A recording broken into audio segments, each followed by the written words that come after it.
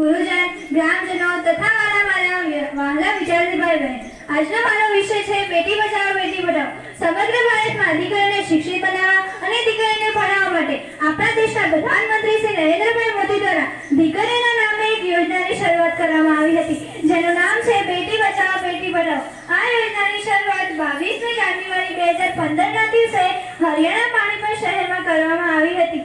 આ યોજનાની શરૂઆત હરિયાણામાં કરવાનું કારણ એ છે કે આ રાજ્યમાં 1000 પુરુષોએ સ્ત્રીઓનું પ્રમાણ માત્ર 775 જેટલું હતું, જે ખૂબ જ ચિંતાજનક છે. ત્યારબાદ આ યોજનાને ભારત દેશના 100 જેટલા જિલ્લાઓમાં લાગુ કરવામાં આવી.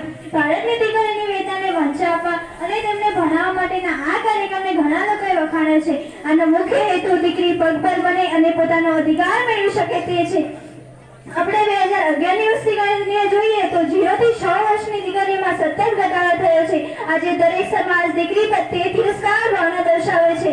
દીકરીના જન્મ બાદ પણ તેને ઘણા પ્રકારના ભેદભાવમાંથી પસાર થવું પડે છે અને કેટલાક લોકો દીકરી એટલે મોતનો ભય એવું સમજે છે, પરંતુ જે સુવિધાઓ અને સેવાઓ પુરુષ સમાજને મળે છે તે સ્ત્રીઓને પણ મળવી જોઈએ. Son is son till come his wife. Son is son till come his wife, but daughter is daughter till end of life. એટલે કે દીકરો ત્યાં સુધી દીકરો રહે છે જ્યાં સુધી તે પરણે છે, પણ દીકરી ત્યાં સુધી દીકરી રહે છે જ્યાં સુધી તે જીવે છે. આજે ઘણા લોકો દીકરીના જન્મને અભાગ્ય કહે છે અને તેઓ જો અંધારામાં છે અને દીકરીને જન્મથી જ હોઈ નાખવાની પ્રથા હજુ પણ છે. ભારતમાં કેટલાક સમાજમાં દીકરીઓને મળતા લાભો અને સેવાઓની જાણકારી સ્ત્રીઓ સુધી પહોંચાડવામાં આવતી નથી. ત્યારે બેટી બચાવો બેટી પઢાઓના સાચા અર્થમાં નારીને અશક્તમાંથી સશક્ત બનાવે છે.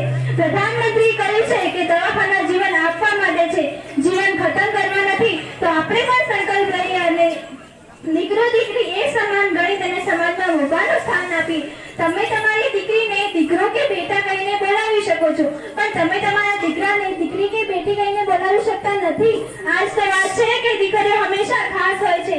આમ તો દીકરો અને દીકરી એક સરખા છે, પરંતુ હજુ અભણ તેમજ સુશિક્ષિત લોકો આ સમજી શક્યા નથી અને ભણેલો દીકરો એક ઘર સુધારે પણ ભણેલી દીકરી 2 ઘર સુધારે આ હજુ સમજી શક્યા નથી. ઘરકામ, ખેતી, પશુપાલન અર્થે દીકરીનો અભ્યાસ અટકાવી દેવામાં આવે છે અને એને તો માત્ર રસોઈ બનાવીને ખવડાવવાની છે આ માન્યતા ઘર કરી ગઈ છે.